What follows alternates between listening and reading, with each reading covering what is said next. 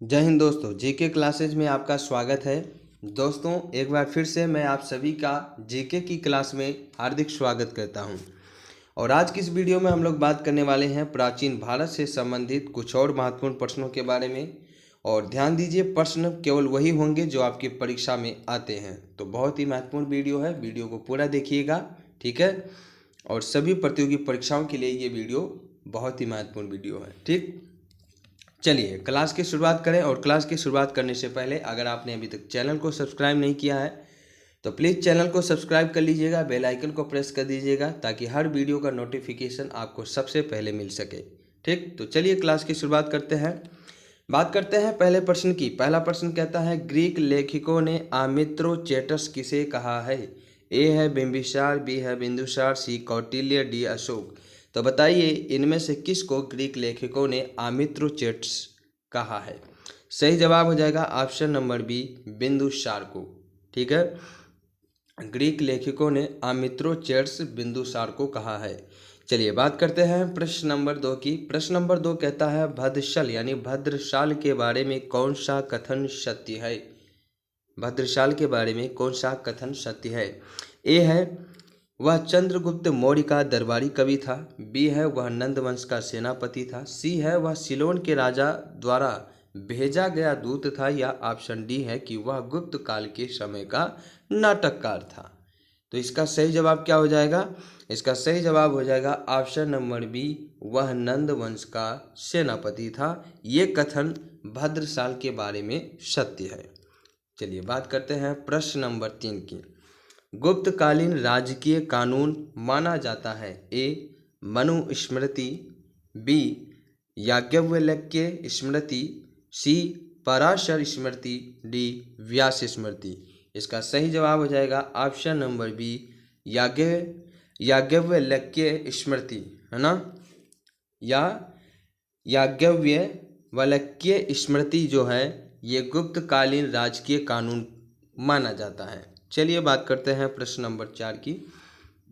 प्रश्न नंबर 4 कह रहा है कि गलत कथन छांटिए। इसमें से आपको गलत कथन छांटना है। ए है लोथल एक बंदरगाह था, बी है रंगनाथ राव ने अनेक स्थानों की खोज की थी, या ऑप्शन सी यजुर्वेद यज्ञ आदि पर आधारित है, या ऑप्शन डी यजुर्वेद में दासराज युद्ध का वर्णन है।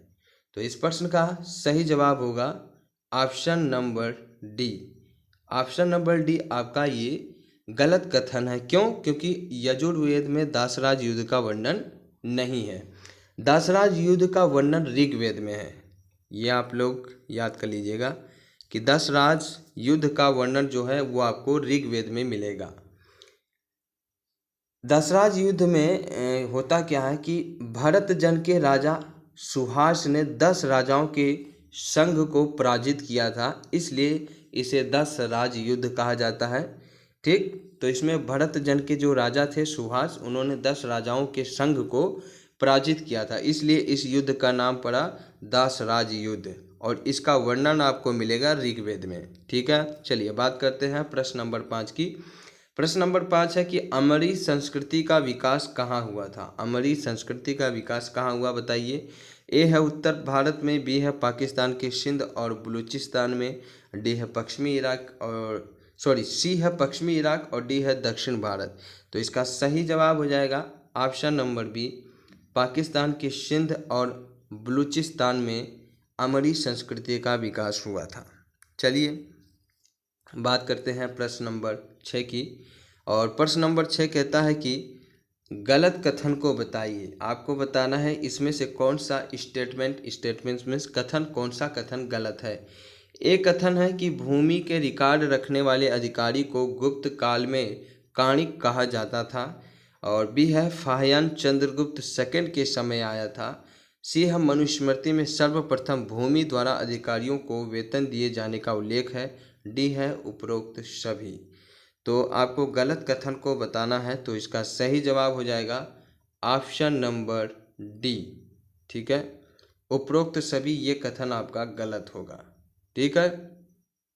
आई बात समझ में? चलिए बात करते हैं प्रश्न नंबर 7 की। प्रश्न नंबर 7 कहता है निम्न में से बाणभट्ट ने किस महाराज धीराज और हूण नामक सियारों के लिए एक शेर कहा है?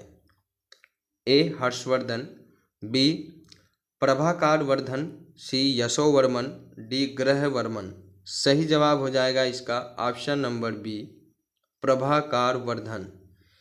प्रभाकर वर्धन ने बाणभट्ट के लिए कहा है कि महाराज धीराज और हूण नामक सियारों के लिए एक शेर कहा है।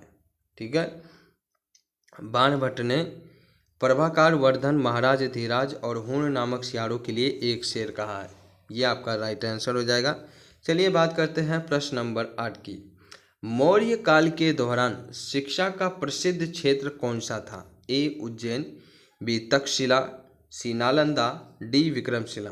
और इस प्रश्न का सही जवाब हो जाएगा option number A Ujjain. Maurya काल के दौरान शिक्षा का जो प्रसिद्ध क्षेत्र था वो आपका उज्जैन था। चलिए बात करते हैं प्रश्न नंबर 9 की। प्रश्न नंबर 9 है कि किस राजा ने शक, यवन, पल्लव, निदुष और त्रिसमुद्र तोयपीत वाहन की उपाधि धारण की? तो भैया बहुत लंबा नाम है ये, ठीक, फिर भी समझते हैं इसको। कह रहा कि किस राजा ने शक, यवन, पल्लव, निदुष और त्रिसमुद्र तोयपीत वाहन की उपाधि धारण की? ए है गौतमी पुत्र सातकर्णी, बी है अशोक, सी है पुष्यमित्र शुंग, डी है कालाशोक। तो जितना बड़ा प्रश्न है उतना बड़ा जवाब है। Option A is right answer. Gautami पुत्र सातकर्णी जो है इन्होंने शक, यमन, पल्लव, निदुष और त्रिसमुद्र तोयपीत वाहन की उपाधि धारण की। गौतमी पुत्र सातकर्णी ने शकों, यमनों, कुषाणों और पल्लवों को हराया था और उसके घोड़े ने 3 समुद्रों का पानी पिया था। इस कारण उसने यह उपाधि धारण की थी। तो ये जो शक, यवन, पल्लव, निदुष है, इसका मतलब ये है कि जो राजा था गौतमी पुत्र सातकर्णी, इन्होंने शक, यवन, पल्लव, निदुष को हराया था और उनका जो घोड़ा था वो त्रिसमुद्र तोयपीत वाहन, मतलब 3 समुद्रों का उसने पानी पिया था। इस वजह से ये उपाधि जो है इन्होंने ली थी इसको। ठीक है, आई होप आपको समझ में आया होगा। चलिए बात करते हैं आज की इस क्लास की आखिरी प्रश्न के बारे में। जी हाँ, 10 प्रश्न ही होंगे क्योंकि ज़्यादा प्रश्न आपको बताना अभी एक ही वीडियो में तो वो पॉसिबल नहीं है। ठीक, मात्र 6 से 7 मिनट की इस वीडियो में हम लोग केवल 10 प्रश्नों को डिस्कस करेंगे ताकि आप कम समय में ज़्यादा सीख सकें। ठीक है, तो 10वां प्रश्न है कि सिंधु घाटी सभ्यता में मातृ देवी की साक्ष्य कहाँ नहीं मिले थे? सिंधु घाटी सभ्यता में मातृ देवी के साक्ष्य कहाँ नहीं मिले थे, यह आपका प्रश्न है। ए कहता है लोथल, बी कहता है रंगपुर, सी है कालीबंगन, डी है हड़प्पा। और इस प्रश्न का सही जवाब हो जाएगा option number B Rangpur. Sindhu घाटी सभ्यता में मातृ देवी के साक्ष्य जो थे वो रंगपुर में नहीं मिले थे। ठीक है, आई होप आपको समझ में आ गया होगा। तो इस क्लास में बस इतना ही, मिलते हैं अगली क्लास में कुछ और महत्वपूर्ण प्रश्नों के साथ में।